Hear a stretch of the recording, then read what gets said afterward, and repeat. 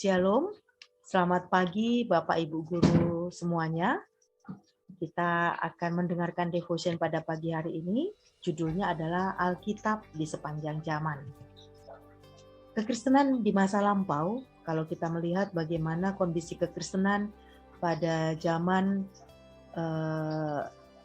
Perang Dunia, bahkan sebelum Perang Dunia, di daerah negara-negara Kristen seperti Amerika Serikat, maka kita akan menemukan bahwa saat itu pada hari Minggu orang hanya fokus untuk beribadah. Bahkan kereta, toko-toko semua tutup. Tidak ada pertandingan-pertandingan di sana. Mereka hanya menghususkan hari itu pokoknya mereka beribadah. Dengan perkembangan zaman, kita semakin mengerti kebenaran, maka kekristenan zaman sekarang semua hari adalah harinya Tuhan. Jadi hari Minggu banyak juga aktivitas lain yang kita bisa lakukan. Tapi sebagai orang Kristen yang mencintai Tuhan, maka kita tahu bahwa di hari Minggu itu kita harus tetap prioritas beribadah.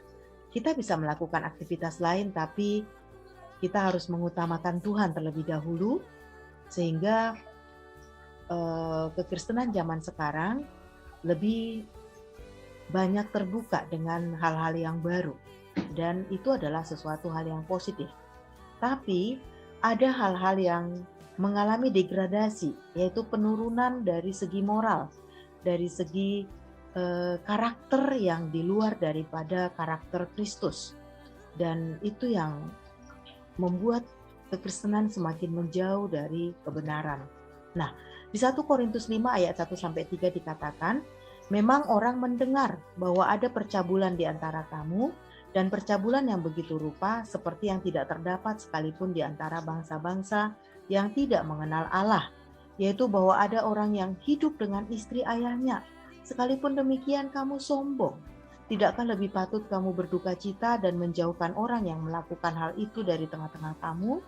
Sebab aku, sekalipun secara badani tidak hadir, tetapi secara rohani hadir.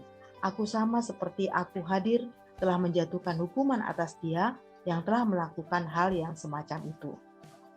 Rasul Paulus menegur jemaat di Korintus karena di sana ada satu kehidupan di mana ada percabulan. Jadi Rasul Paulus sedang menyorot bagaimana seks itu adalah kudus.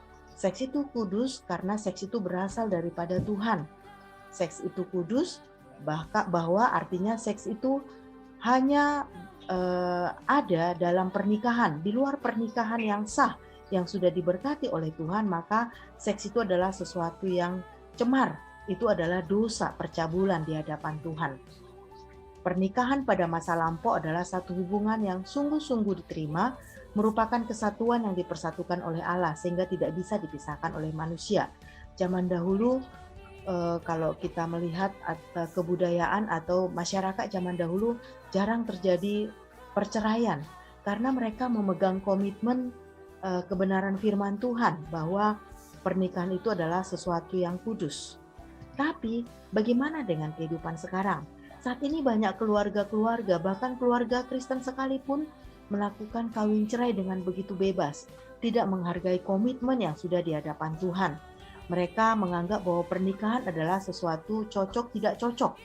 Karena itu saat tidak cocok maka mereka berkata bahwa kami tidak cocok lagi. Padahal pernikahan adalah sebuah komitmen, sebuah janji yang sudah diucapkan di hadapan Tuhan bahwa kita harus mengasihi istri kita, suami kita dalam keadaan apapun, dalam keadaan sakit, dalam keadaan sehat, dalam keadaan susah atau senang.